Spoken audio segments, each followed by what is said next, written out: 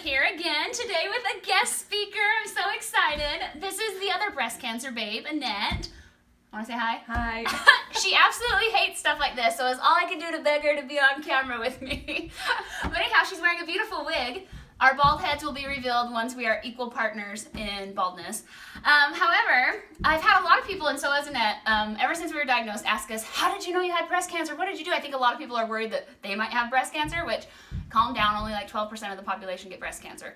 Even though that is kind of high, 1 of every 10 women. Not to scare you. Anyhow, we're going to go ahead and tell you how we knew that we had breast cancer, besides obviously doctors telling us. But Annette, do you want to start with your story? So my story probably tells you exactly what not to do, because I never ever checked my breasts. I never did the exams like they tell you, because I just always have felt fine. I've been healthy. So I think probably in January, maybe the end of January, I started feeling something like maybe tenderness is all.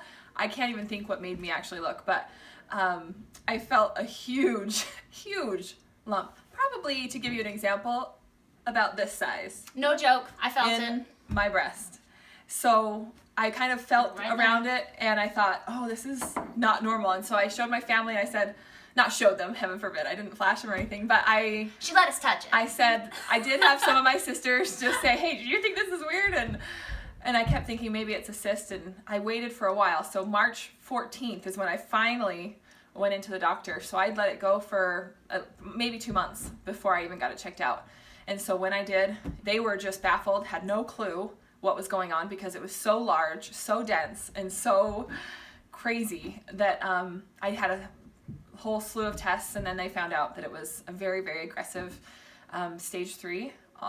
They're very lucky it's not stage 4. It's in my lymph nodes as well, but I was lucky to find it, that large one. So that prompted Cherie. Yeah, so I was like, well, geez, I actually touch myself rather frequently. But not in a perverted way, calm down.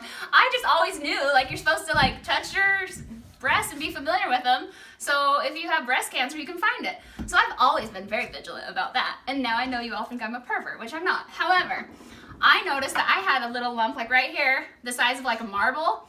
And so I was kind of like, but then Annette was diagnosed. And then she came back BRCA positive, and so I was like, oh my gosh, well maybe I should just go get a physical. I hadn't been in like a year and a half. So I did go in, and by the time I went in, it was more like this that you could feel. And I even let people feel it too, to be like, this is what you need to pay attention to. And when I was getting diagnosed and talking to the ultrasound nurse and the doctor, they were like, you know, I was like, how did you know? What should I tell my friends? And they're like, tell them to feel their breasts. And if they have anything like that, any kind of lumps, anything that's hard, you are probably needing to get into a doctor ASAP. So the moral of this story is, people, check your breasts. I hate the word breasts. Of course we get breast cancer. I like saying boobs, but that just seems so inappropriate for the situation. But anyhow, that is the moral of the story, is that if you're not doing regular breast exams, you really should, or ask your husband to. Unfortunately, we didn't have husbands to check them for us. So anyhow, if you want to come fill mine, you're welcome to, up until Thursday. Once you start chemo, it starts shrinking them.